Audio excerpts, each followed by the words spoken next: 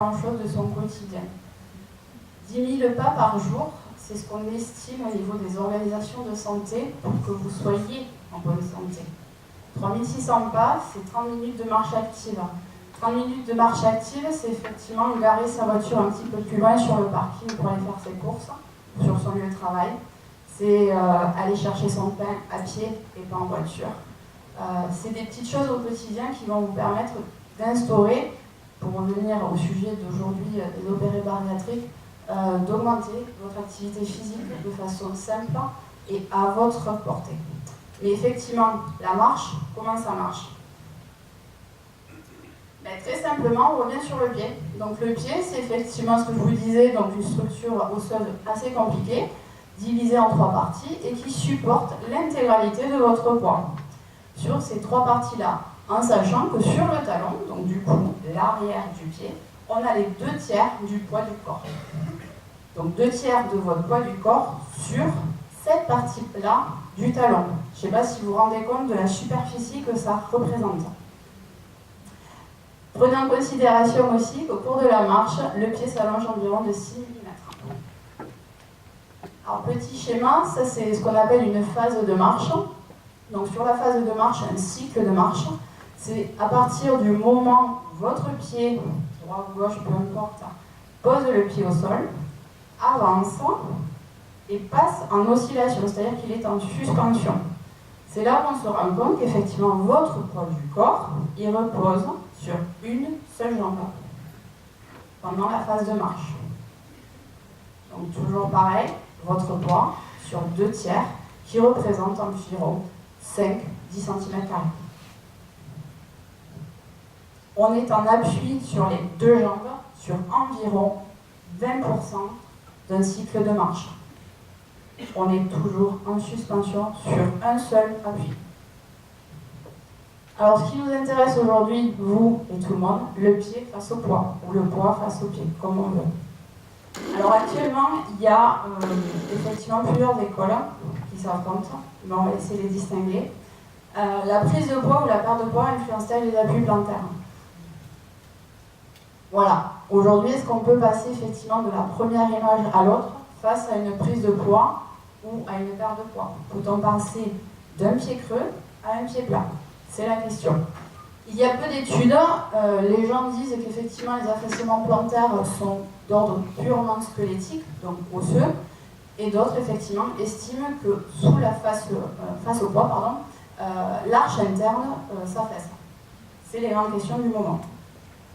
Alors, le congrès annuel de l'Association américaine des chirurgiens orthopédiques en 2011 a lancé une étude sur plus de 6000 personnes qui avaient en moyenne 34 ans, d'une IMC moyenne de 27,9.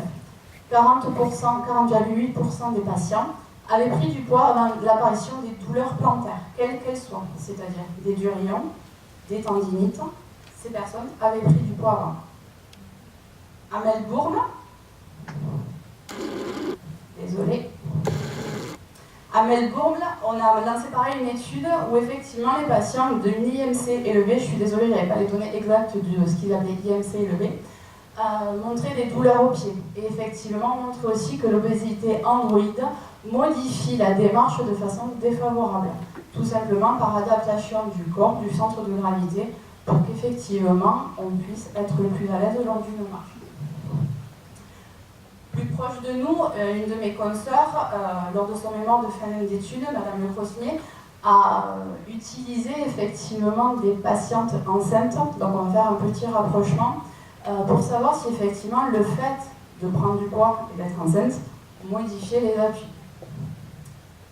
et modifiait le centre de gravité et provoquait un affaissement plantaire. Donc lors de son étude, Madame Le Crosnier est partie d'une patiente qui présentait ces appuis-là. Donc vous voyez un appui de pied creux. Pendant cette grossesse, cette patiente a pris 11 kg. Et par la suite, en fin de grossesse, a montré une augmentation de 61% de la surface d'appui plantaire. On avait ce type d'appui. Par la suite, la perte de poids postpartum a permis le retour aux premières empreintes. Alors les pieds, c'est une fondation, comme je vous disais au début, sur votre squelette. C'est ce qui vous permet d'avancer. Et c'est ce qu'on acquiert aujourd'hui pour toute une vie. On ne change pas de pied. On part du départ, on a une déformation au niveau du squelette du pied qui va engendrer systématiquement une déformation au niveau du genou, des hanches, du bassin, du squelette, jusqu'à la tête.